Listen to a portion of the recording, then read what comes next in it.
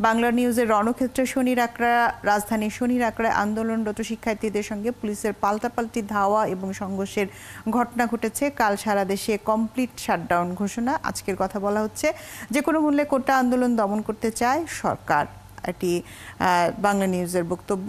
আরও রয়েছে সিরাজগঞ্জে পুলিশ আওয়ামী লীগ ছাত্র দলের ত্রিমুখী সংঘর্ষ, বিএনপি কার্যালয়ে আগুন। ও আমরা সব খবরই কিন্তু এই কোটা আন্দোলনকে কেন্দ্র করে দেখা যাচ্ছে যে প্রথম থেকে শেষ, এবং দেশে ঢাকাতে এবং ঢাকার বাইরে সব জায়গাতেই কিন্তু এই কোটা আন্দোলন, কোটা সংস্কার আন্দোলন, কেউ কোটা আন্দোলন বলছেন, কেউ কোটা সংস্কার আন্দোলন বলছেন, কেউ বৈষম্যমূলক কোটা ব্যবস্থাপনা বাতিল বলছেন, নানা রকম কথা বলছেন। তবে আলোচনা কিন্তু একটি, এবং নগদের কাছে সব গ্রাহকই প্রিয়, তাই তো সারা দেশে ক্যাশ আউট চার্জ সবচেয়ে কম।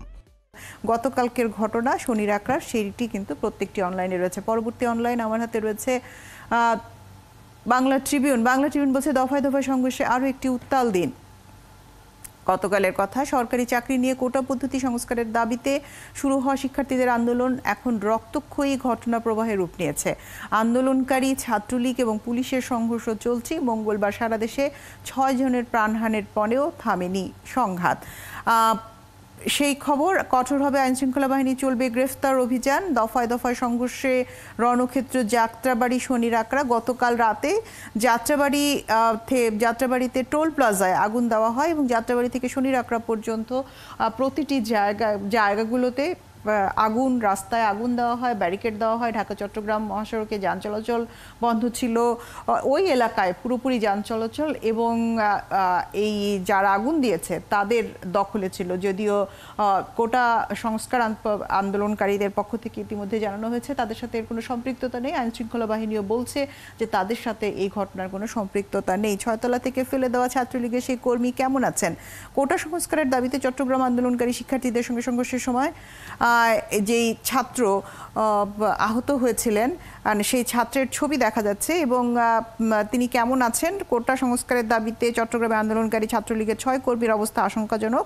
তাদের চট্টগ্রামে 2টি হাসপাতালে নিবিড় পরিচর্যা কেন্দ্রে আইসিইউতে রাখা হয়েছে। বাকি চট্টগ্রাম মেডিকেল কলেজ হাসপাতাল ও পার্ক ভিউ হাসপাতালে চিকিৎসাধীন আছেন। আহতদের মধ্যে সুদীপ্ত কুমার পাল এবং হাসপাতালে মেহেদি হাসান, জালাল উদ্দিন, মোহাম্মদ জুবায়ের এবং মোহাম্মদ আলমগীর হোসেন, মোহাম্মদ সোহেল এবং শ্রাবণ রয়েছেন। আইসিইউতে তারা রয়েছেন। আমরা সেই ছবি গতকাল দেখেছি বিভিন্ন গণমাধ্যমে। আমরা যদি একটু পেছনে ফেরত যাই, আবার পেছনে ফেরত যে আজকে সারা দেশে কমপ্লিট শাটডাউন, সেই ঘোষণাও কিন্তু রয়েছে। অগ্নিকাণ্ড এবং গণপ্রীত ঘটনার বিচার বিভাগীয় তদন্ত করা হবে। প্রধানমন্ত্রীর গতকালকের বক্তব্য, যেটি প্রায় 8 থেকে 9 মিনিটের এই বক্তব্যে তিনি এই কথা বলেছেন, এবং সারা দেশে কমপ্লিট শাটডাউন, প্রধানমন্ত্রীর বক্তব্যে জনগণ যখন আশ্বস্ত তখনই অরাজকতা সৃষ্টির প্রায় তারা, ওবায়দুল কাদের বলেছেন।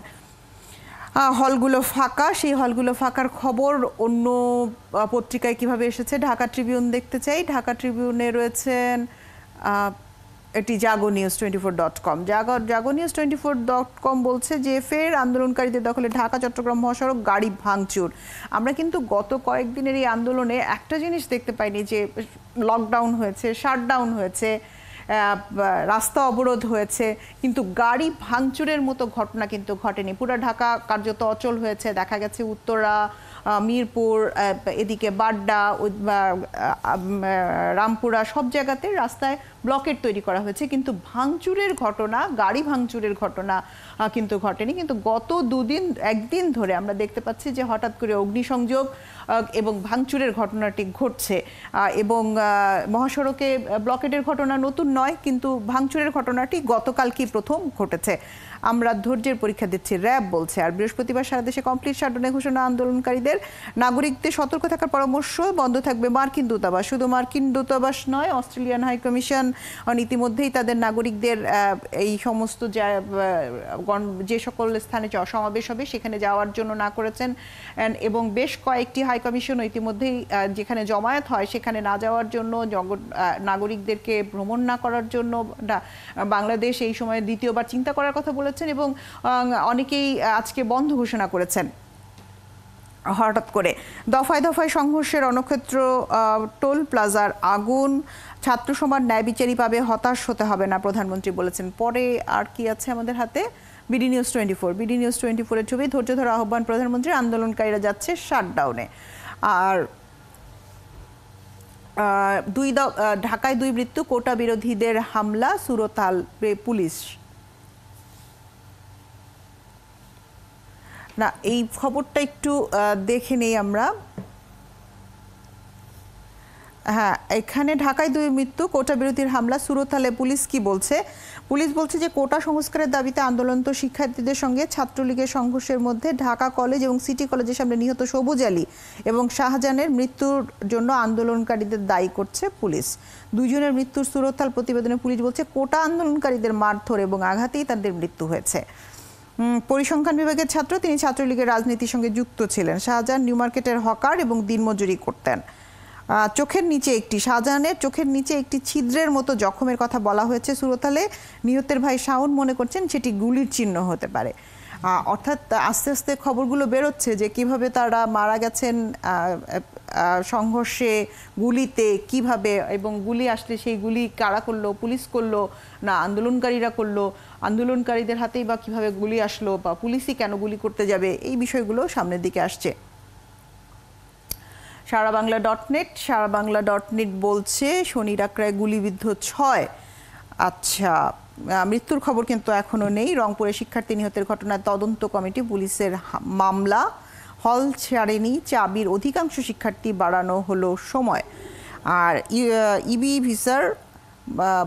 ভিসির বাসভবন ঘেরাও, ছাত্রলীগের কার্যালয়ে ভাঙচুর, যাত্রাবাড়ি টোল প্লাজায় আগুন, রাবির অবরুদ্ধ ভিসিকে উদ্ধার করলো র্যাব, পুলিশ এবং বিজিবি। হল ছাড়েনি, চাবি চট্টগ্রাম বিশ্ববিদ্যালয়ের অধিকাংশ শিক্ষার্থী। আমরা গত কয়েকদিনের নৃশংস ঘটনার যে মৃত্যুর ঘটনা ঘটেছে তার মধ্যে চট্টগ্রামে কিন্তু 3 জন, এবং কর্তৃপক্ষের নির্দেশনার পর চট্টগ্রাম বিশ্ববিদ্যালয়ের বেশিরভাগ আবাসিক শিক্ষার্থী হল ছেড়ে যাননি। এই অবস্থায় চাবি প্রশাসনের শিক্ষার্থী হল ছাড়ার জন্য নতুন করে বৃহস্পতিবার সকাল 10টা পর্যন্ত সময় দিয়েছেন।